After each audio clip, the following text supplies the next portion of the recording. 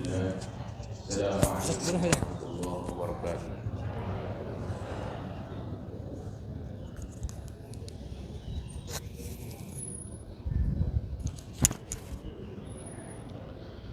Alhamdulillah, alhamdulillahil aliyyil a'la al-waliyil maula alladzi khalaqal mauta wa ahya wa haram ala khalqihi bil mauti wal fana wal ba'thi la darul jazaa wal fasl la darul qada lituzza kullu nafsin bima tas'a. Ahmadu hamda man sabara ala maril qada wa ashkuru syukra man radiya bi qada'i rabbih fa kana lahu minhu ridha. Asyhadu an la ilaha illallah wahdahu la syarika lah wa asyhadu anna Muhammadan abduhu wa rasuluh la nabiyya ba'dah.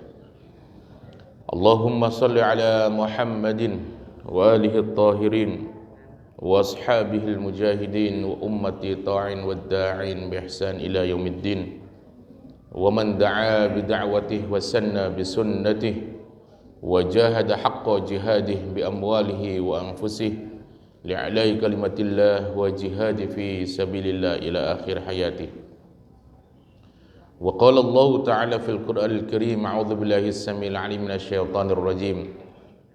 Zuharul fasadu fil barri wal bahri bima kasabat aydin nas liyudhiqahum ba'da alladhi 'amilu la'allahum yarji'un.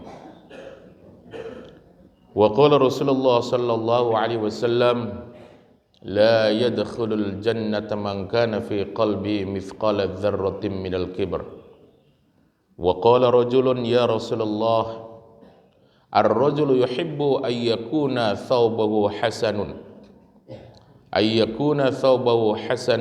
wan na'layhi hasanatan. Faqala Rasulullah sallallahu alaihi wasallam, innallaha jamilun yuhibbul jamal. Wa qala Rasulullah sallallahu alaihi wasallam, al-kibru batrul haq wa dhabtun nas, ay kama qala sallallahu alaihi wasallam, rawahu Muslim. Alhamdulillah, ma'asyiral muslimin wa zumratal muslimin wal muslimat, jamaah subuh yang dimuliakan Allah Subhanahu wa taala, yang kami muliakan kepada para alim ulama dan juga yang kami hormati senantiasa dalam bimbingan Allah Subhanahu wa taala, khususnya Jamaah Al-Fitrah. Semoga Allah Subhanahu wa taala menyempurnakan semua hajatnya, amin. Dibebaskan hutang-hutangnya, baik hutang lahir di dunia atau hutang batin di akhirat nanti. Diberikan keturunan yang soleh dan solehah, berbakti kepada Allah dan Rasulnya, amin ya rabbal alamin. Dan kita semua insyaallah diistiqomahkan dalam amal soleh, dimatikan dalam keadaan husnul khatimah, amin ya rabbal alamin. Alhamdulillah, Bapak Ibu Allah Subhanahu wa taala, kewajiban bagi setiap hamba Allah harus senantiasa bersyukur pada Allah Subhanahu wa taala. Saat ini Allah masih membangunkan kita dari kematian yang sementara. Hari ini mungkin bisa jadi ribuan manusia tidak dibangunkan lagi oleh Allah, tidak diberikan pertolongan oleh Allah. Artinya tidak diberikan pertolongan oleh Allah adalah ketika badan dalam keadaan sehat sempurna, tapi tidak ada pertolongan hidayah dari Allah sehingga berat melangkahkan kaki ke dalam Masjid Al-Fitrah ini. Ciri sayangnya Allah kepada hambanya tatkala hambanya masih diperhatikan dalam urusan ketaatan kepada Allah. Dan ciri murkanya Allah Subhanahu wa taala adalah tatkala Allah membiarkan mereka, tatkala Allah membiarkan mereka dalam keadaan kelalaian terhadap perintah Allah Subhanahu wa taala. Dan ciri murkanya Allah yang lebih parah lagi tatkala Allah membiarkan mereka dalam urusan sibuk untuk maksiat kepada Allah Subhanahu wa taala. Padahal kehidupan di dunia inilah penentuan untuk kehidupan di antara dua tempat di akhirat nanti, antara surga dan neraka. Dan tidak ada seorang hamba pun yang mendambakan Allah murka kepadanya. Dan tidak ada seorang pun yang menginginkan dalam setiap saat dan keadaannya Allah marah kepadanya. Tapi setiap diri manusia pasti walaupun ahli maksiat mendambakan dan menginginkan agar Allah senantiasa menyayanginya dan mencintainya. Makanya tema hari ini yaitu 4 tanda celaka manusia. Berapa Pak? 4 tanda celaka manusia. Kok ada 4 sih? Banyak kan yang lainnya? Iya banyak. Ini mah kita hanya membahas satu hadis karena waktunya satu jam saja sampai jam 6. Begitu ya Pak Ajab. Hadirin Allah subhanahu wa ta'ala, alamatus syaqa arba'atun. 4 tanda kecelakaan manusia. Yang pertama adalah jumudul ain, yaitu mata yang selalu kering, tidak pernah menangis dan meneteskan air mata karena takut dosa yang pernah dilakukannya dan tidak ada penyesalan baginya. Mungkin kita banyak di antara kita yang menangis karena ibunya meninggal dunia, betul ibu-ibu ya? Menangis karena ditagih hutang oleh Bank Emok dan sebagainya. Nah, kita banyak menangis ketika diuji, yaitu dengan ujian sempitnya rezeki sehingga anak tidak bisa melanjutkan kuliah. Banyak yang menangis seperti ini. Banyak yang menangis ketika dia baru mulai bisnisnya berantakan dan hancur. Dan banyak juga yang menangis ketika melihat keluarganya dalam keadaan koma, sakaratul maut di rumah sakit. Dan banyak di antara kita yang menangis ketika Allah uji dengan yang lainnya, kebakaran, kebanjiran, musibah dan yang lainnya. Padahal semua ini adalah ujian kecil. Ujian yang paling besar adalah ujian yaitu untuk menghadap Allah di akhirat nanti. Wa tazawwadu fa inna khairaz zadi taqwa. Sebaik-baik bekal menghadap Allah adalah takwa. Jumudul ain, mata yang kering tidak pernah meneteskan air mata. Sedangkan dalam hadis yang lain ada 7 golongan manusia. Sab'atun yudilluhumullah tahta zilli arsy yauma la dhilla illa dhilluh. Salah satunya dari 7 golongan ini, yang terakhir yang ketujuh adalah warajulun dzakarallahu khalian fafadat ainah. Seorang laki-laki yang duduk sendirian menangis dan meneteskan air mata gara-gara dosa yang pernah dilakukannya, maksiat yang pernah dilakukannya. Tetesan air mata ini berharga ibu-ibu. Satu kali di dalam kitab Riyadhus Shalihin. Kalau Riyadhus Shalihin mah Pak Bu pasti gitu ya. Riwayatnya Bukhari Muslim. Di dalam kitab Riyadhus Shalihin nanti di akhirat ada segolongan manusia yang dikejar-kejar, yang diudag-udag api neraka segede gunung. Maka umat ini menangis, teriak-teriak, lari kepada Nabi Adam alaihissalam. Ya abana Adam, wahai bapak kami Adam, selamatkan kami sedang dikejar oleh api segede gunung. Maka Adam alaihissalam angkat tangan, tidak bisa membantunya. Datang kepada Nabi Musa alaihissalam, Nabi Musa pun angkat tangan. Maaf wahai umat, saya tidak bisa memberikan syafaat kepada engkau, kepada kalian. Datang kepada Nabi Ibrahim alaihissalam, sama Nabi Ibrahim pun angkat tangan. Terakhir datang kepada Nabi Muhammad sallallahu alaihi wasallam. Apa jawaban Nabi? Ya Rasulullah, kami segolongan daripada umatmu sedang dikejar-kejar oleh api segede gunung, maka tolonglah kami. Rasulullah tidak bisa menjawab, diam saja, hanya meneteskan air mata.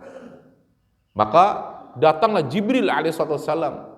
Ya Muhammad, Rasulullah sallallahu alaihi wasallam, ambillah ini cangkir, dan cangkir ini ada airnya. Siramkanlah air yang ada dalam cangkir ini ke atas api yang segede gunung. Maka Rasulullah SAW tidak berpikir panjang lagi, langsung diambil dari malaikat Jibril, kemudian disiramkan kepada api yang mengudag atau mengejar umat baginda Nabi Sallallahu Alaihi Wasallam. Kemudian setelah disiramkan langsung padam api tersebut. Maka Rasulullah SAW heran dan bertanya kepada Jibril alaihissalam, ya Jibril, air apakah yang sedikit ini di dalam cangkir? Dengan sedikit air ini kok bisa memadamkan api segede gunung, api sebesar gunung. Maka Jibril alaihissalam berkata, ya Rasulullah, air ini adalah air yang sedikit, tapi air yang berharga di hadapan Allah Subhanahu wa taala, yaitu air kumpulan daripada umatmu dalam keadaan menangis dan meneteskan air mata. Inilah tetes air mata mereka karena takut kepada Allah dengan dosa yang mereka telah lakukannya. Air tetesan, air taubat. Makanya orang Sunda mah bilang ada tobat sambal katanya. Di hadis mah saya cari nggak ada dari Riyadhus Shalihin gitu ya, tobat sambal di Bukhari Muslim nggak ada tobat sambal gitu ya. Itu mah belum benar-benar ya tobat nasuha gitu ya. Nah, hari Allah Subhanahu wa taala. Kemudian Rasulullah SAW bertanya lagi, benarkah ini air tetesan umatku? Benar. Inilah tetesan air mata umatmu yang menangis karena takut pada Allah Subhanahu wa taala. Pernahkah kita, Pak, Bu, selama kita dewasa dari mulai balik usia kita, pernah melakukan dosa yang pernah kita rasakan atau tidak pernah kita rasakan, dan kita duduk termenung sendiri meneteskan air mata? Coba Ibu ingat-ingat pernah enggak? Kalau seandainya pernah, enggak usah kita ambil cangkir dikumpulin gitu, enggak usah ya. Artinya satu tetes saja itu sudah cukup untuk memadamkan api alam kubur. Ketika manusia dikuburkan tidak sadar, Bu. Ketika manusia dalam keadaan mati, meninggal dunia, dimandikan tidak sadar bahwa diri sedang dimandikan. Walaupun memang terasa sakit dimandikan oleh orang-orang yang tangannya banyak dosa. Makanya sungguh beruntung bagi seorang ayah dan ibu yang mempunyai anak yang soleh dan solehah, ketika ayah dan ibunya meninggal dunia dimandikan bukan oleh orang lain, karena tidak tahu orang lain mah dengan kesolehannya. Kenapa? Alim ulama mengatakan, guru kami dalam guru Syekhul Bukhari gitu ya, mereka mengatakan bahwa sungguhnya ketika mayat dan jenazah dimandikan oleh orang yang banyak dosanya, ketika tangan menempel jasadnya, maka jasad terasa sakit, ibu-ibu, seolah-olah dipukulin gitu ya. Makanya ada memandikan mayat jangan seperti mandikan kuda gitu kan, sebo langsung goplak gitu, enggak, pelan-pelan juga terasa sakit bagi orang yang banyak dosanya. Makanya sungguh beruntung bagi anak-anak yang soleh dan solehah memandikan oleh orang tuanya. Bahkan masukkan ke liang lahat pun, ketika Rasulullah SAW, anaknya yang laki-laki Sayyidina Qasim meninggal dunia. Kemudian Sayyidina Qasim ini belum dewasa, ibu-ibu. Umurnya masih kecil, kurang lebih 4 tahun, 3 tahunan waktu meninggal dunia. Kemudian mau dikuburkan ke liang lahat, Rasulullah masuk duluan sendiri. Maka Sayyidina Qasim jenazah masih di atas kubur. Kemudian Rasulullah minta kepada para sahabat, siapakah di antara kalian yang tadi malam tidak berhubungan dengan istrinya? Coba Bu, Pak, jawab. Hubungan suami istri yang menikah dengan secara sah hukumnya apa, Bu? Pak, hukumnya sunnah. Hubungan intim antara suami dan istri dengan nikah yang sahih, yang benar, itu sunnah hubungannya. Tapi kenapa Rasulullah SAW ketika mau menerima jenazah Sayyidina Qasim ke dalam liang lahat, Rasulullah bilang gini, siapakah wahai para sahabat di antara kalian yang tadi malam tidak berhubungan dengan istrinya?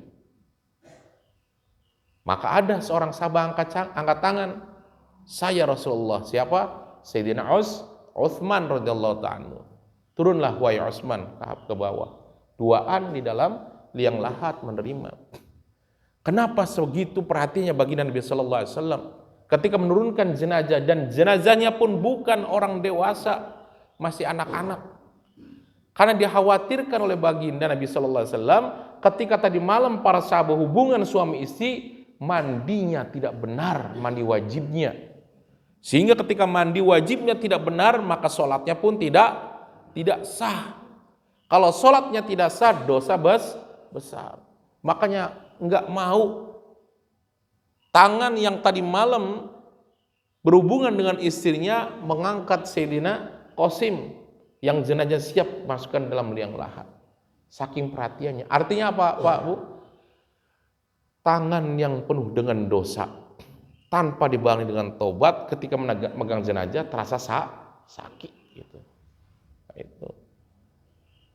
Kenapa keluarga sendiri yang ngurusin jenazah. Karena kalau keluarga sendiri di dalam tubuh seorang jenazah tidak ada aibnya, misalkan ada aibnya, maka keluarga mah tidak akan mengumbar lisannya kepada orang lain, tidak akan menceritakan. Tapi kalau orang asing atau orang lain, pasti kadang-kadang lidah nih gatel pengen membicarakan, mengutarakan, memberitakan ke orang lain tentang aib si jenazah ini. Segitu perhatiannya bagi Nabi Sallallahu Alaihi Wasallam. Kita banyak nangis karena apa? Karena lihat tetangga beli mobil baru, tetangga beli gelang baru. Banyak menangis seperti ini. Lihat suami tetangga naik jabatan, suami kita tidak naik jabatannya, bahkan di DO kita nangis seperti itu. Tapi jarang yang menangis meneteskan air mata karena dosa yang pernah kita lakukan. Wa nisyanu dzunubil madiyah wa ya'indallahi mahfudhah. Kita banyak melupakan dosa yang pernah kita lakukan, sedangkan dosa ini tercatat dengan rapi di Lauhil Mahfuz. Allah tidak pernah melupakannya. Al-yaum amalun, hari ini waktunya kita beramal. Wa ghadan hisabun, besok hari nanti bagian kita akan dihisab oleh Allah dengan tanpa ada amal lagi. Makanya rugi Pak, Bu, kalau kita sisa umur tinggal berapa tahun lagi. Sekarang mungkin sudah 40 tahun, 50 tahun, masih nakal aja gitu ya. Masih tidak mau ke masjid aja. Tinggal dua pilihan Pak. Kita mau orang beriman tinggal dua pilihan. Entah kita mau ke masjid sendiri atau entah kita mau dibawakan oleh orang lain ke dalam masjid. Entah kita mau berangkat ke masjid sendiri atau kita diberangkatkan oleh orang lain ke masjid. Entah kita mau sholat ke dalam masjid atau kita mau disolatkan di dalam masjid. Tinggal dua pilihan. Makanya kita dulu waktu sekolah membangunkan teman kita susah dibangunkan, sudah kita pada baris saja, langsung kita sholatin, Allahu Akbar, langsung cengkat gitu ya, bangun, ketakutan kalau disolatin.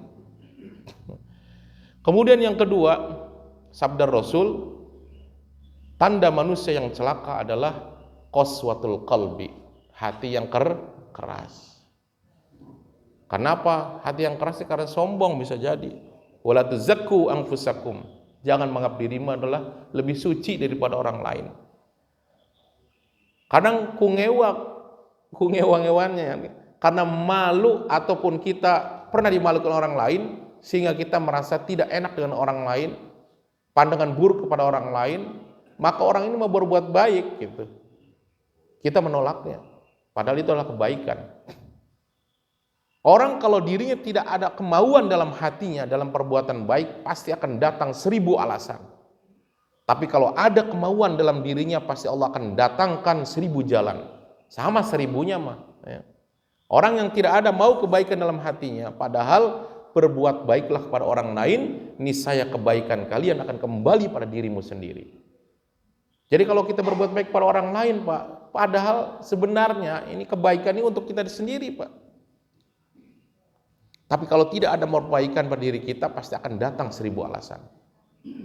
Orang lain mah itu, dia mah ini, dia mah itu. Padahal ketika datang seorang kepada kita membawa kebaikan, mengajak kepada sholat, mengajak untuk gemar bersedekah, sesungguhnya ini Allah sedang memberikan nasihat kepada kita lewat hambanya. Makanya Rasulullah SAW bersabda, La yadkhulul jannata man kana fi qalbi mithqala dzarratin minal kibr. Tidak akan masuk surga orang-orang yang dalam hatinya ada sedikit walaupun sebiji zarah sifat kesombongan. Wa qala ar-rajulu, maka sahabat berkata, ya Rasulullah, ar-rajulu yuhibbu thawbuhu hasanan wa na'laihi hasanatan.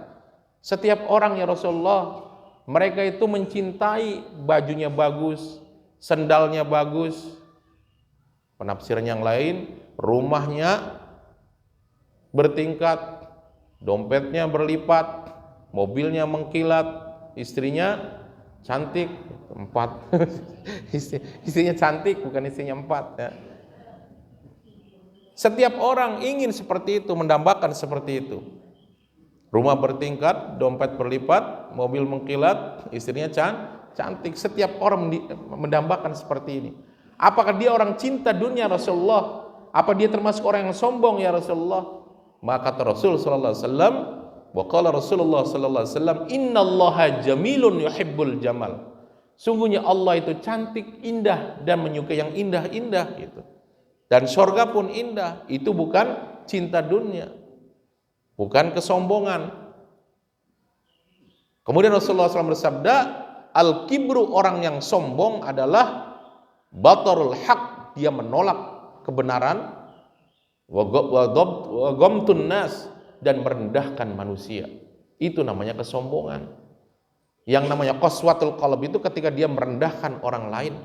Padahal belum tentu orang lain yang kita rendahkan itu adalah lebih dicintai Allah dibandingkan diri sendiri. Makanya kata Imam Al-Ghazali, beliau mengatakan, kalau seandainya diri kita atau setiap kita ini sibuk dengan kekurangan dan kesalahan kita, maka tidak akan ada kesempatan lagi untuk menilai dan melihat kesalahan dan aib orang lain. Tapi kita lebih banyak melihat kesalahan orang lain dibandingkan melihat kesalahan diri sendiri. Qaswatul qalb salah satunya adalah orang yang tidak gemar mencari ilmu, merasa pintar. Padahal iblis laknatullah alaih dari segi kepintaran dan keilmuan lebih tinggi daripada malaikat Allah. Kalau kita merasa lebih suci, lebih rajin, lebih taat kepada Allah, iblis lebih taat kepada kita. Kita sujud sebentar, itu pun sujud tidak khusyuk. Kita sholat ibu-ibu dalam sehari dan ingat kepada Allah paling 1 jam. Hidup dari 24 jam hanya ingat kepada Allah 1 jam dalam 1 hari. Itu pun belum tentu tak wajib kepada Allah ketika dalam keadaan sholat. Kita mencoba ambil saja 1 waktu sholat 10 menit. Kali 5 berarti 50 menit. Ditambah sholat ba'diyah qobliyah jadi 10 menit lagi. Jadi 60 menit sama dengan 1 jam. Dalam sehari kita sholat hanya 1 jam. Selain sholat fardu, yaitu selain sholat sunnah, kita hanya sholat fardunya saja. Diambil dari 10 menit tiap sholat, dari mulai takbir sampai salam, adakah di antara kita ingat terus kepada Allah? Bolong-bolong, Pak. Makanya kita jangan merasa sok suci, merasa sok mulia, paling bersih, paling taat di hadapan orang lain seperti itu. Kemudian yang ketiga, kata Rasulullah SAW, tanda orang yang celaka adalah al-hirsu atau hirsud dunya, orang yang rakus akan dunia. Setiap manusia ketika diberi rumah, pasti dia akan mendambakan 2 rumah. Bahkan dikasih 1 gunung emas pun, kata Rasul, orang tidak akan puas cari gunung yang lain, gunung emas yang lain. Diberi lautan, tetap dia akan sengketa cari lautan yang lain. Makanya tidak aneh saat-saat ini antara 2 negara berselisih gara-gara rebutan laut, perbatasan laut. Nah, hadirin Allah SWT, hirsud dunya, rakus akan dunia, akan menghilangkan keimanan.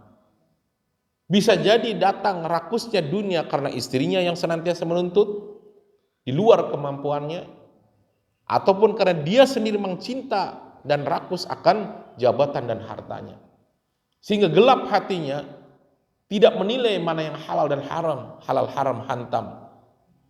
Ambil saja, yang penting kepuasan diutamakan. Padahal jelas perintah Allah, taqdimul ita'ah ala kulli ita'ah.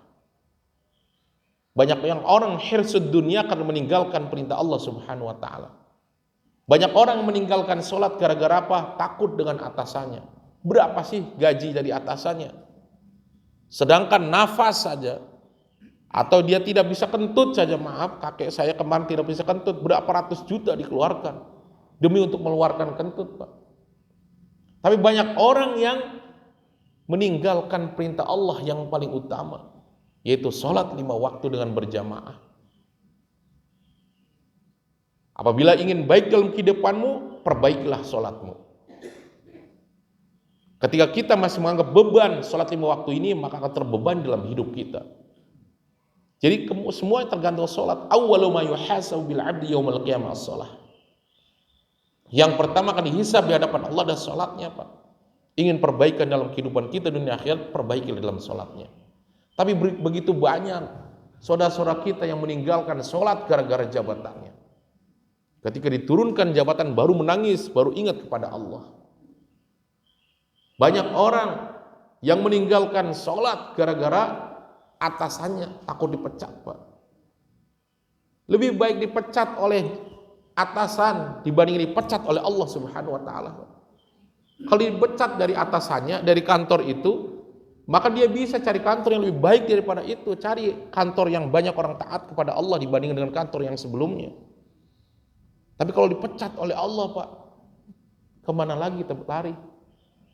Kita aja dimarahin sama istri atau ribut sama istri, dunia ini sempit, Pak, Bu. Betul nggak, Pak? Udah capek kerja, datang ke rumah, piring terbang, gitu. Padahal nggak ada jangan-jangan gitu kan, kok piring bisa terbang gitu kan? Sempit dunia, Bu. Datang ke tetangga ambek-ambekan terus, dimarahin sama tetangga, bisa jadi kita terbang atau pergi dulu setahun kemudian kita beli emas, hadiah ke tetangga, pasti akan senyum, manyun beda jadi senyum gitu. Bisa dirubah dengan suatu perkara yang dia cintai. Tapi kalau Allah yang membenci, Allah yang murka kepada kita, Allah yang mengusir kita, mau lari kemana? Di kolong meja adalah tanah Allah. Lari ke mertua sama bumi Allah.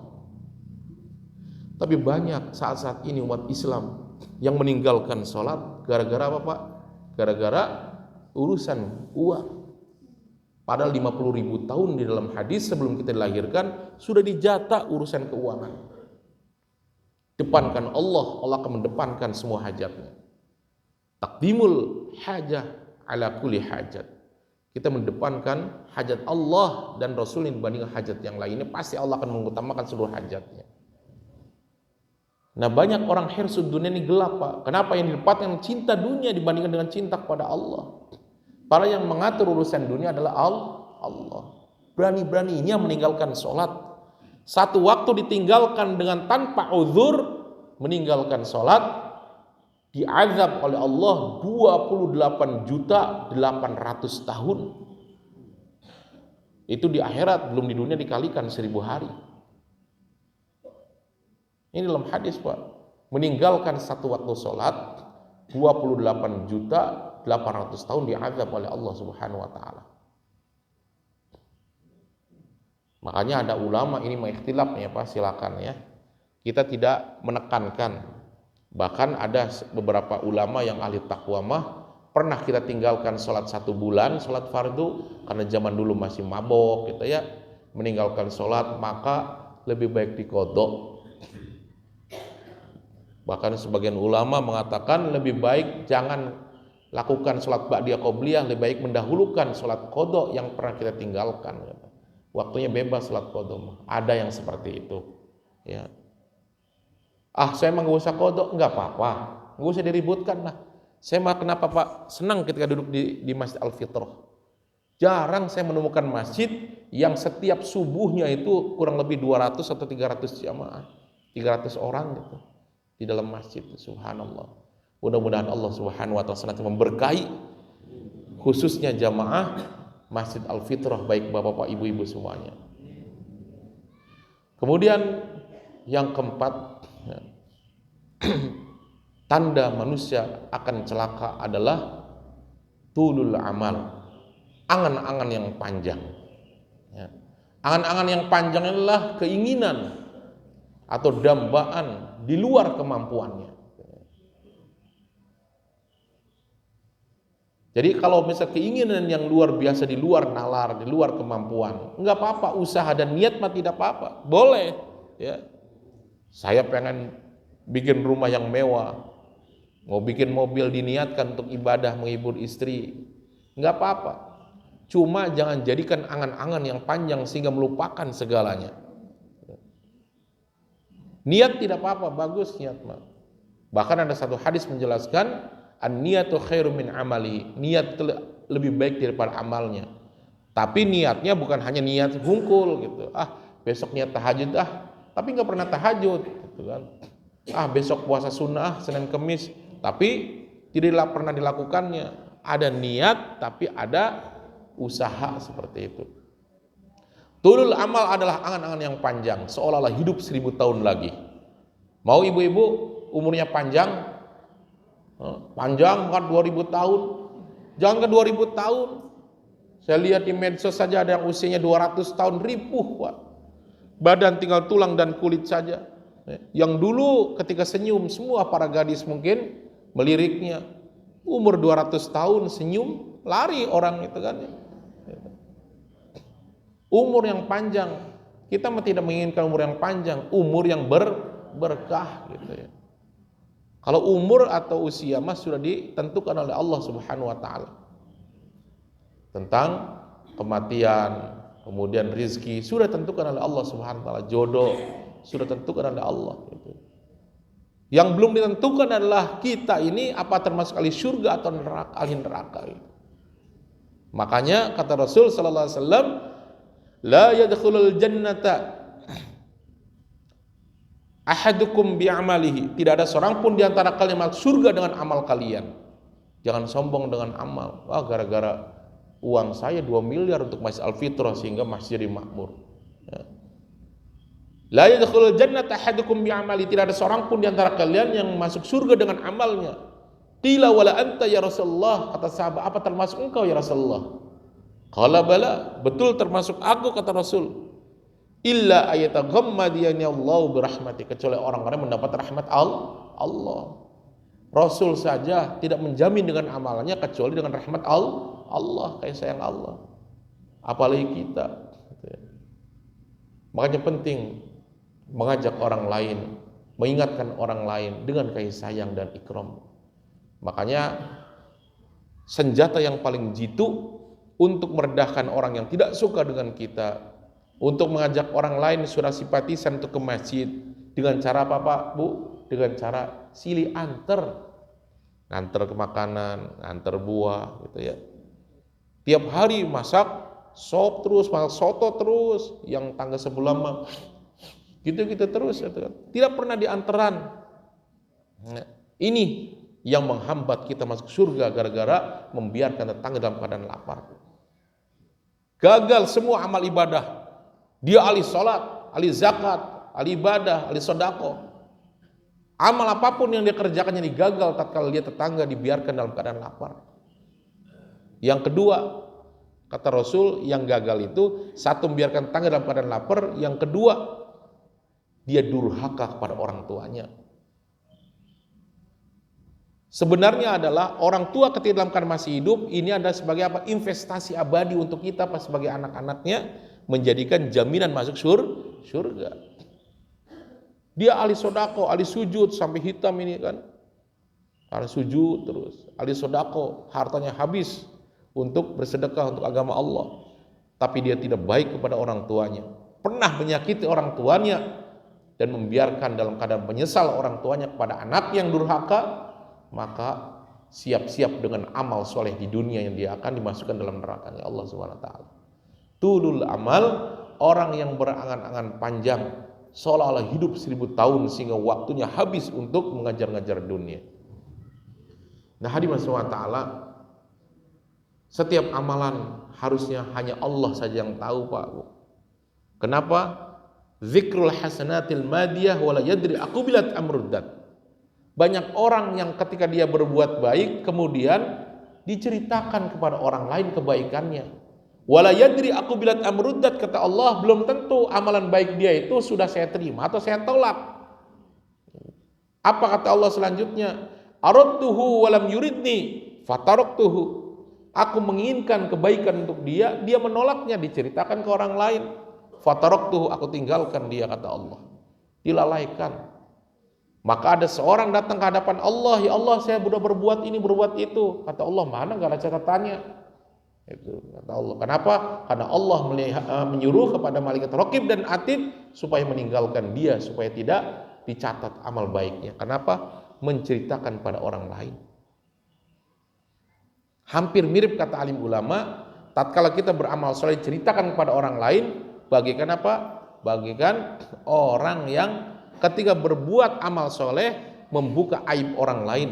Kama ta'kulun naru al-khataba, seperti api yang membakar atau melalap kayu bakar, seperti itu. Hadirin wal hadirin rahimakumullah, setiap langkah manusia dalam berbuat baik akan jadi saksi, apalagi datang ke masjid gitu ya. Setiap langkah satu kebaikan, setiap langkah akan dihapus dosanya, setiap langkah ditulis satu derajat. Dalam kitab Muntakhab Hadis riwayat Bukhari Muslim, satu kebaikan yang kita amalkan di dunia nanti di surga akan diangkat 200 derajat. Satu derajatnya sama dengan dataran dunia sampai langit pertama kali 200. Sedangkan kemuliaan di surga tergantung daripada tingginya derajat seseorang. Semakin tinggi di surga, semakin mulia di hadapan Allah Subhanahu wa taala. Ustadz kayak pernah lihat surga aja. Enggak, belum pernah lihat saya surga karena belum pernah mati. Cuma kan ada hadis yang gitu begitu, Bu. Ya. Di mana letak surga? Surga letaknya di atas. Ya. Di mana letak neraka? Neraka di bawah. Ada dalam Quran sijin. Sijin itu adalah satu tempat untuk menyiksa manusia yang telah dikuburkan sehingga menunggu hari kiamat. Itu sijin namanya. Sijin itu tempat di bawah lapisan bumi yang ketujuh, Bu. Kalau Ibu pernah lihat di Siberia, pernah lihat video di Siberia, Bu, Pak? Di Siberia itu adalah pengeboran yang sangat besar di dunia, yang terbesar sedunia. Kemudian sampai dalam, ternyata ada suara yang aneh, bukan suara mesin, ternyata suara teriakan manusia. Coba lihat di YouTube. Kok Ustadz nyuruh di YouTube, nyuruh di Al-Quran? Emang ini mah buktinya di YouTube, Qurannya sudah ada, sijin gitu. Sijin itu adalah tempat, dalam tafsir Ibnu Katsir ada, ya, dalam tafsir Marogi, tafsir Sawi, tafsirul Bayan, tafsir Ma'ani, ada semuanya di tafsir bahwa sungguhnya sijin inilah tempat di bawah lapisan tanah yang paling tujuh, paling bawah. Bentuknya kayak apa, Bu? Kayak katel. Tahu katel, Bu? Katel yang didobel. Katel kan begini bentuknya. Kemudian di atas dikatelan lagi. Di dalamnya tempatnya adalah api. Itulah untuk membakar ruh-ruh yang ada di dalam kubur bagi orang pendosa sampai datangnya hari kiamat. Itu sijin namanya. Nah, teriakan itu kan katel kecil, Ustadz. Ya katel Ibu kecil, katel Allah gede gitu. Karena apa? Saking besarnya gitu kan tempat sijin ini, yang di mana tuh, yang di Siberia itu, sampai tembus ke situ ternyata teriakan manusia.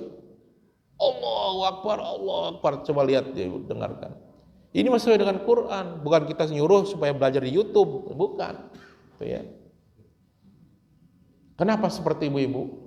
Karena saat-saat ini kita banyak lupa kepada Allah dibandingkan ingat kepada Allah.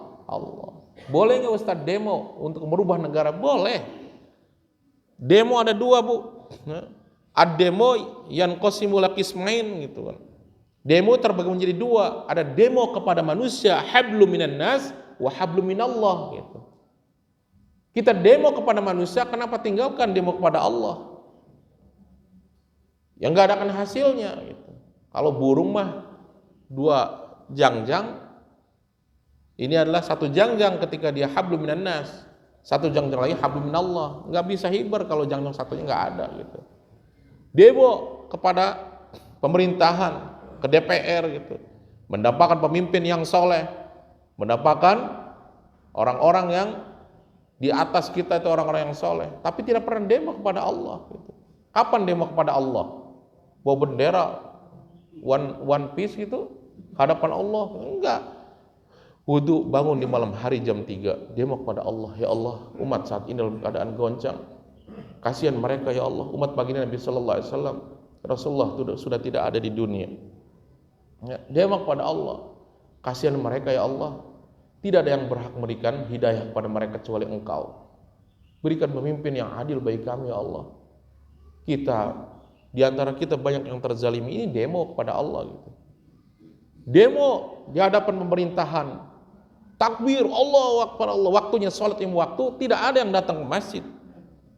Di sana Allahu Akbar, di masjid Allahu Akbar, sama Allahu Akbarnya. Nah, hadirin subhanahu wa ta'ala, Demo kepada Allah pun penting, ajak manusia taat kepada Allah Subhanahu wa taala. Walau anna ahlul qura amanu wattaqaw fatahna 'alaihim barakatim minas sama'i wal ard, ila akhir ayat. Jadi kalau seandainya kita mendambakan pemimpin yang adil, pemimpin yang soleh, maka solehkan umat Rasulullah SAW dulu. Ajak mereka hamba Allah jadi orang yang soleh, sendirinya Allah akan menumbuhkan seorang pemimpin yang soleh. Itu mah janji Allah, Pak. Tapi banyak orang yang sulaya dengan janji Allah dan tidak sulaya dengan janji manusia. Saya dulu pernah cerita di sini, Bu, ya. Cerita tentang memakmurkan masjid. Ada seorang agnia, teman kami gitu ya, teman kami orang rightsman gitu. Bagaimana masjid saya udah bagus katanya, tapi tidak makmur masjidnya. Oh, ternyata dia bikin door prize gitu, bikin hadiah. Ya. Yang datang ke masjid akan dapat 1 karung beras. Karung bukan karung besar, Pak. Karung yang sisi berapa, 3 kilo itu ya.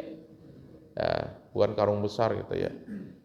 Akan dapat 1 karung beras, kemudian minyak goreng 2 kilo, ditambah kopi, gula, kemudian ditambah dengan jisamsu, amplop 200.000 per amplop setiap kali waktu sholat. Pas terakhir mah 500.000 itu per sholat. Langsung masjid penuh, Pak.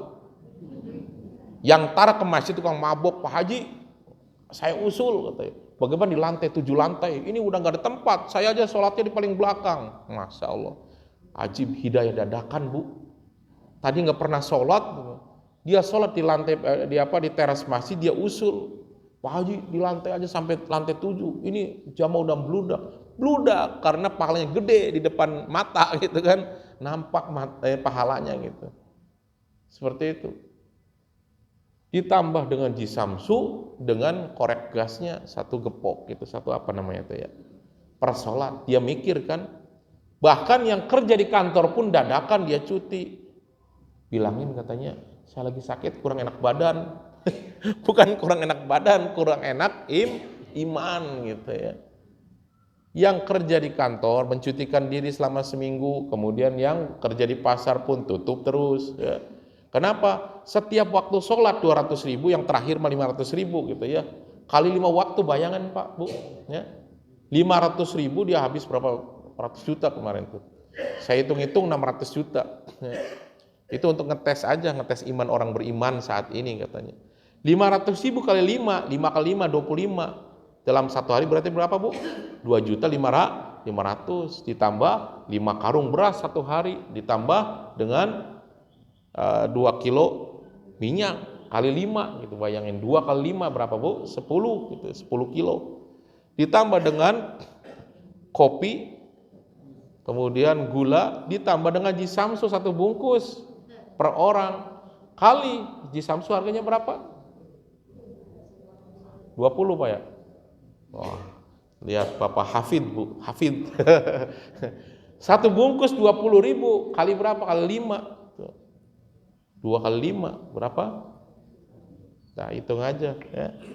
Keuntungan yang luar biasa. Tapi apa kata Allah Subhanahu wa taala ya, dalam hadis baginda Nabi sallallahu alaihi wasallam, "Man shalla raka'ataini qabla al-fajri khairum minad dunya wa ma fiha." Barang siapa yang sholat 2 rakaat sebelum fajar, sebelum sholat subuh, maka dia mendapatkan dunia beserta isinya. Bukan hanya jisamsu saja, glosir jisamsu kena semuanya, Bu. Bukan hanya saja minyak yang ada di warung, pabrik minyak pun dapat kita. Tapi banyak orang yang meninggalkan itu. Meninggalkan 2 rakaat sholat qabla fajar. Belum itu sholat yang lainnya, sholat fardu. Barang siapa yang berjamaah, menjaga 5 waktu, sholatnya dengan cara berjamaah, jaminan bagi dia dari Allah Subhanahu wa taala. 1, dibebaskan dari sempitnya hidup, di lapangan rezekinya. Yang kedua, dibebaskan daripada azab kubur. Yang ketiga, mendapatkan catatan amal baik dari tangan kanannya. Yang keempat, menitit titian sirat kabarkil khatib, secepat kilat, seperti kilat yang menyambar. Yang terakhir, masuk surga tanpa hisab. Lebih mahal daripada jisamsu, lebih mahal daripada kopi. Akhirnya setelah 2 bulan kemudian dan kami pun diundang pernah ngisi di situ karena makmurnya jamaah itu di daerah di daerah Citiling, Bu. Ya, daerah Citiling. Ya. Daerah Pasir Koja. Setelah 2 bulan kemudian berhentilah itu Turpres, tidak ada hadiah lagi. Kosong jadi 2 sap lagi, Pak, Bu. Mana yang ngusulin 7 lantai itu? Nggak kelihatan lagi. Gitu ya. Janji manusia kadang sulaya, tapi banyak orang mendepankan janji manusia dibandingkan janji Allah Subhanahu wa taala. Berapa janji Allah dalam Al-Quran dari semenjak belum kita dilahirkan ke dunia? Ada semua amalan dalam ini. Banyak orang beriman kepada Allah ketika mendapatkan ujian dia datang ke dukun, bukan kepada Allah dan Quran, bukan kepada alim ulama. Minta jodoh kemana? Minta jodoh bukan ke ulama. Pada ada aturannya. Ketika kita punya seorang anak laki-laki dan perempuan yang belum nikah, lanjut usia, katanya kalau perempuan mah 2-3 belum nikah itu upah. Tahu upah, Bu? Usia panik gitu. Ya. Akhirnya apa? Ibunya nyuruh, bapaknya nyuruh supaya pakaian seksi biar dilihat oleh laki-laki. Tidak perlu. Nabi Musa alaihissalam sebelum menikah dia minta kepada Allah. Apa doanya? Dalam surat Al-Qasas, Rabbi inni lima anzalta ilayya min khairin fakir. Ini bagi bujangan dan perawan yang belum nikah. Yang janda jangan macam-macam doa ini gitu. Dapat berondong jangan salahkan saya nanti. Ya.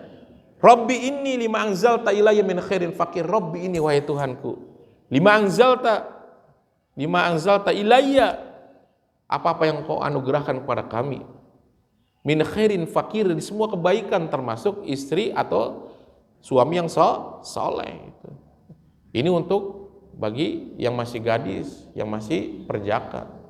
Kalau ibu-ibu yang sudah menikah kemudian punten ditinggalkan suami ataupun lepas gitu, cerai, beda lagi ya.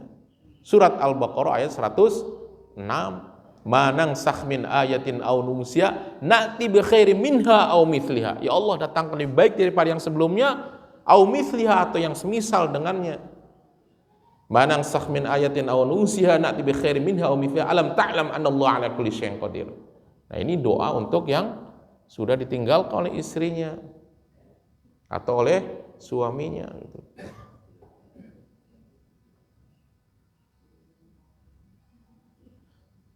Jadi doanya masing-masing, amalnya beda-beda gitu, seperti itu. Kan sudah mengajarkan segalanya, Bu. Itu katanya bid'ah, salah ini, salah penafsiran. Ya silakan aja salah penafsiran. Dalam semua tafsir pun ada tafsirul bayan. Tafsir bayan itu kalau kita belajar satu kitab tafsirul bayan sama dengan 15 tafsir, Bu. Tafsir Jalalain dilanjutkan tafsir Sawi, tafsir Marogi, tafsir Misbah. Itu sama dengan satu tafsirul bayan. Jadi hadirin Allah Subhanahu wa taala, semua dalam Islam ada aturannya. Itu diatur oleh Allah Subhanahu wa taala. Yaitu salah satunya ketika kita meminta kepada Allah, mintalah kepada ahlinya. Fas'alu ahla dzikri in kuntum la ta'lamun. Tanya kepada ahlinya kalau kalian tidak mengetahuinya. Dunia ini sudah diatur oleh Allah. Arahannya adalah para nabi, kemudian para sahabat, para tabi, dan para alim ulama yang mengetahui tentang arahan Allah Subhanahu wa taala. Maka sering-sering kita ikut taklim supaya apa, Bu? Terarah hidup kita. Hidup susah terus, apa yang salah? Ya. Kata alim ulama, ini mah ittifaq, Bu, ya, enggak ada istilah ikhtilaf. Sempitnya urusan rizki dari Allah terhijabi karena dosa yang belum ditobati. Ya. Dari semua kepahaman ini, punten, dari semua kepahaman, bukan NU, bukan Muhammadiyah, bukan PRI, semua kepahaman. Ya. Ada dalam kitab itu Syamil Tirmidzi ataupun di dalam Syarah Muslim pun dijelaskan seperti itu. Bisababi dzunubi alladzi lam yatubu ilai. Ya. Alladzi lam yatubu bihi gitu ya. Jadi karena dosa yang belum tertobati sehingga menjadi penghijab datang cepatnya rizki dari Allah Subhanahu wa taala. Hadirin rahimakumullah, ya. Pentingnya kita mengutamakan perintah Allah. Perbaikilah salat kami, ya. Salat kita ini pasti akan perbaiki kehidupan kita. Sehingga orang-orang dahulu ketika melihat anak muridnya diperintahkan oleh gurunya, "Adek, tolong ambilkan air," gitu ya. Ambilkan air buat ustadz gitu. Sehingga yang mengambil air ini jatuh ke sandung batu, maka kata gurunya, "Benarkan sholatmu." Jadi segala perkara yang kejadian di dunia ini dikaitkan dengan sholat guru-guru terdahulu. Ketika anak kita nakal, tidak taat dengan kita, tidak taat dengan ucapan kita sebagai orang tua, harus kita kembali diri kita, benarkan sholat kita.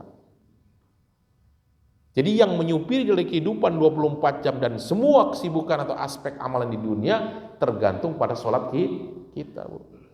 Jangan salahkan anak kalau anak tidak taat kepada kita. Salahkan diri kita belum membenarkan sholat kita. Ketika melihat suami gitu ya, suami istilahnya udah oleng gitu ya, sudah malas-malesan dalam agama ya. Jangan banyak menuntut pada suami, ngasih tahu boleh, tapi tuntutlah diri kita.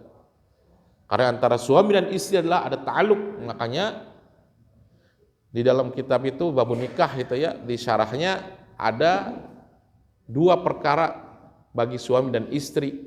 Kalau tidak mirip wajahnya, dia mirip sifatnya gitu. Wajahnya mirip suami istri. Nah, berarti di dalam postur badannya, bodinya dan wajahnya, face-nya sama. Tapi kalau wajahnya tidak sama, kok ada kan yang gitu Bu ya? Masya Allah, bagikan bulan purnama istrinya. Pas lihat suaminya, astagfirullahalazim. Gitu kan ya? Kok nggak sebanding? Jangan heran, ya. Jangan salahkan si perempuan yang cantik ini menikah dengan yang seperti ini. Jangan salahkan diri kita, belum benar sholat kita. Orang yang sudah benar sholatnya pasti paham dengan keadaan dan kejadian yang telah diatur oleh Allah Subhanahu wa ta'ala. Semua kaitkan Allah. Allah kemanakan? Allah yang mengatur segalanya. Jangan heran, paling kita istighfar aja. Banyak kita ini zikir kepada Allah, cuma zikirnya kadang beda. Melihat istrinya begitu cantik bagian bulan purnama, Masya Allah. Lihat suaminya, astagfirullahalazim. Ada yang seperti itu kan ya? Padahal ini sudah jelas dalam Al-Quran. Suami istri kalau tidak sama wajahnya, sama sifatnya. Kenapa suaminya yang seperti ini mendapatkan yang seperti ini? Karena sifat suaminya baik sekali. Sifat suami ternyata baik. Ya. Karena kebaikan dia Allah ganjar dengan kebaikan rupanya gitu. Dengan kebaikan rupawannya. Tapi ada sebaliknya Bu. Suaminya ganteng, ya. Punten ya, pernah lihat medsos buka-buka nggak sengaja gitu ya. Suaminya itu adalah mu'alaf dari Eropa, istrinya dari Sudan. Ada kan gitu ya. Wajah istrinya itu subhanallah gitu ya. Lihat kalau dari hati nurani mal lihatnya subhanallah gitu ya. Kalau dari segi mata yang zahir lihatnya astagfirullah gitu ya. Makanya harus senantiasa lihat orang lain dari segi nurani Bu ya. Ternyata kenapa wanita yang dari Sudan subhanallah kasar basundanya mah tutung gitu ya, hitam gitu nggak geblek, tapi ada kelebihan orang Sudan Bu, orang-orang Afrika. Kelebihannya satu, cerdas otaknya. Yang kedua, putih giginya gitu. Bayangin kalau orang Afrika sudah ngegeblek hitam semuanya, giginya hitam gitu atau kuning. Tertawa di malam hari, apa yang kelihatan? Gitu kan? Makanya subhanallah teman-teman kami di Timur Tengah Bu ya. Teman-teman kami waktu kita kuliah di Timur Tengah, lihat giginya orang-orang Afrika subhanallah putih-putih, bersih, kinclong gitu ya. Jadi ketika tersenyum di malam hari, gelapnya malam itu kelihatan gitu. Itu adilnya Allah. Makanya ketika suami istri melihat suaminya, Masya Allah begitu tampannya, seorang mu'alaf dari Eropa. Kemudian istrinya dari Sudan. Subhanallah gitu ya. Berarti si laki-laki ini benar ada kebaikan dalam hatinya. Dia sudah puas cari kecantikan. Waktu dia berbuat durhaka sebelum masuk Islam, sudah puas ya tuh. Dengan bermacam-macam wanita yang kecantikannya berbeda-beda. Tapi ketika dia mau berbuat baik, ya Allah berikan yang terbaik untukku menurut agamaku dan agamamu, ya Allah. Yang gimana bentuknya gitu. Ternyata Allah berikan orang Sudan yang hatinya baik. Dengan kebaikan wanita yang Sudan ini, Allah berikan yang terbaik gitu. Seperti itu. Makanya ibu-ibu jangan mengeluh lihat suami tetangga, masya Allah. Lihat suami sendiri, astagfirullah. Jangan, ya. Itu karena ibu sendiri. Gitu. Jangan menyalahkan orang lain. Ya. Harus bersyukur pada Allah Subhanahu Wa Taala. Kenapa saya tampan seperti ini, istrinya kalah dengan istri tetangganya? Nanya begitu, nggak usah nanya. Tanyakan dirimu sendiri. Benarkan sholatmu. Niscaya Allah akan benarkan dalam kehidupanmu. Bagi Allah tidak susah merubah wajah istri jadi cantik cerita daripada sebelumnya, Bu. Betul tidak, Pak? Betul. Karena kalau orang sudah menikah, kamu punya anak 10 mah, ya, sudah tidak ada rasa cinta kepada istri itu, yang adalah sayang. Makanya dalam Al-Quran Bismillahirrahmanirrahim dengan menyebut nama Allah yang mengasihi lagi maha penyayang, Rahim. Makanya wanita dimasukkan dalam perutnya ada Ar-Rahim, itu penyayang. Pak, itu katanya suami saya udah gak cinta lagi sama saya. Emang ibu udah punya anak berapa? Udah 12 anak saya. Wajar, suami sudah tidak cinta, tapi Allah balik dengan kasih sayang. Sayang itu lebih bagus, lebih utama dibandingkan dengan cinta gitu. Cinta mah pudar, Bu. Nah, tapi sayang tidak pernah pudar. Karena sayang ini sifatnya Allah Subhanahu Wa Taala, Asmaul Husna. Ketika seorang suami masih memperhatikan, berarti masih sayang pada kita. Maka penting Bapak Ibu yang Allah Subhanahu Wa Taala, ya, kita banyak tafakur pada Allah. Jangan salahkan kejadian, jangan salahkan takdir Allah. Semua yang terjadi, yang akan terjadi, bahkan yang sebelumnya telah terjadi adalah atas perilaku kita sendiri. Dalam Quran apa? Zuharul fasadu fil barri wal bahri bima kasabat aydin nas liyudhiqahum ba'dal ladzi 'amilu la'allahum yarji'un. Kerusakan, ya, di dunia ini adalah ulah perbuatan manusia sendiri. Sehingga Allah Subhanahu Wa Taala berikan rasa kepada mereka supaya kembali kepada Allah Subhanahu Wa Taala. Jadi semua kejadian di dunia ini jangan sesali diri, Bu. Jangan salahkan orang lain, jangan salahkan Allah. Salahkan diri kita, libatkan semua perkara dengan Allah. Kalau saya malas ke masjid, bagaimana dengan Allah? Kenapa sempit saya dalam kehidupan saya ini? Sempit hidupnya karena saya bermalas-malasan jauh dengan Allah. Libatkan Allah. Ya. Kalau orang yang tidak melibatkan Allah dengan tanpa tafakur, Bu, maka matinya jarang yang husnul khatimah. Punten, salah satu ahli zikir orang yang selalu ingat kepada Allah, lihat ketika kejadian dadakan, seorang ibu sedang bikin sambal. Ternyata ada kucing di bawah, nempel, kita kaget, coetnya jatuh. Coet. Nah, kemana Allah? Mana hasil daripada sholat berjamaah 5 waktu? Mana hasil daripada taklim? Kematian pun dadakan, tergantung daripada kebiasaan kita di dunia. Ketika kita sandung batu yang keluar apa dari mulut kita, itulah akan keluar dari mulut kita ketika dalam keadaan sakaratul maut. Ketika membiasakan, kita jatuh, Allahu Akbar, la ilaha illallah. Nah ini baru ahli zikir, Bu. Sukses gitu. Tapi saya sangat menyedihkan, Bu. Anak dalam pada pendidikan sekolah, ya, dari mulai high school gitu kan, elementary school, dari SD, dari SMP, SMA. Ketika dia bergaul, apa yang keluar dari mulutnya? Binatang, Bu. Ya. Bahasa-bahasa yang tidak Allah sukai membuat Allah murka dengan bahasa binatang, dan ibunya membiarkan saja. Ketika si anak kecil bicara itu kepada orang lain di hadapan orang tuanya, membiarkan. Berarti sama kurang lebih seperti itu. Ya. Kematian akan terjadi sesuai dengan kebiasaan. Yang terakhir, ibu-ibu, ya, yang terakhir. Nggak tahu ada sesi pertanyaan nggak di sini? Nggak ada. Nah, boleh. Ada 5 menit lagi, Pak. Ada pertanyaan? Nah, kalau tidak ada, yang terakhir, Bapak Ibu yang melakukan Allah Subhanahu Wa Taala, ini bukan perintah, hanya mengingatkan. Bagi bapak-bapak, ibu-ibu yang punya angkot, yang punya truk, ya, tulislah di belakangnya kata-kata yang bagus, sehingga pembaca yang di belakang itu dengan bacaan yang bagus mendapatkan pahala. Saya pernah, Bu, lihat ada mobil carry, saya lagi bawa mobil, di depan ada tulisan, ya, itu Lebih baik sholat pikiran kemana-mana daripada kemana-mana tidak sholat. Kan bagus gitu ya. Nah, gitu. Walaupun kemana-mana pikirannya nggak bagus dalam sholat tuh. Lebih baik sholat pikiran kemana-mana daripada kemana-mana tidak sholat. Satu, saya apalin di sini. Terus ada truk lewat. Ini bagus Bu ya, supaya kita jadi inovatif gitu. Ada lagi tulisan di truk gitu ya. Tulisannya apa? Begini tulisannya.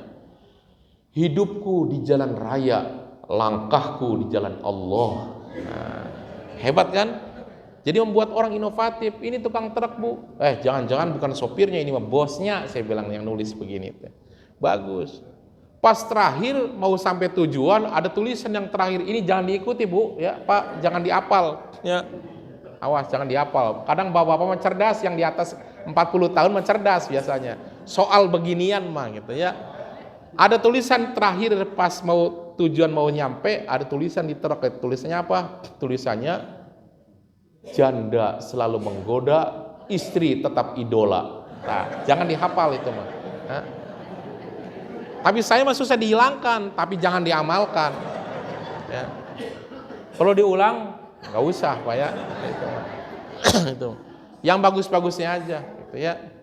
Yang bagus-bagusnya kayak tadi kan, hidupku di jalan raya, tapi langkahku di jalan Allah. Betul, karena sedang mencari nafkah.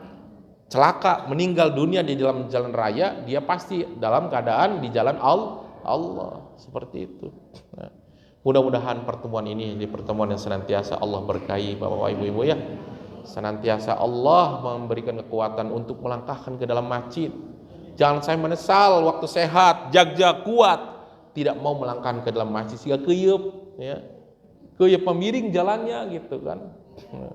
Punten, kalau ada tukang bakso punten bukan menyindir gitu ya. Ketika ada tukang bakso di depan masjid, kita panggil, "Pak, bakso," tidak mau berhenti. Apa itu tukang bakso? Bukan, tukang bubur berarti, gitu ya. Ada orang yang ngakunya KTP-nya Islam, dipanggil sama Allah, Allahu Akbar, hayya 'alas shalah, lempeng we jalannya.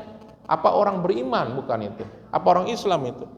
Nah itu kurang lebih seperti itu. Keyep tuh gitu Bu, miring jalannya itu kan, nggak mau lurus, padahal pintu depan masjid ada, gitu kan, tapi lewat aja.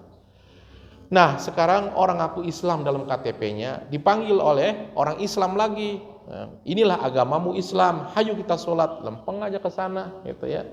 Nah ini apa termasuk orang Islam? Jangan sampai menyesal ketika Allah berikan setruk, baru dia sadar, ya Allah kenapa dulu tidak masuk ke masjid. Dalam keadaan koma, dulu waktu saya tidak pernah ke masjid, sekarang akan digotong oleh orang lain untuk datang di masjid dengan secara paksa oleh ahli warisnya ya. Dua makanya kita mah hayu mau sholat atau mau disolatkan gitu. Tinggal milih aja.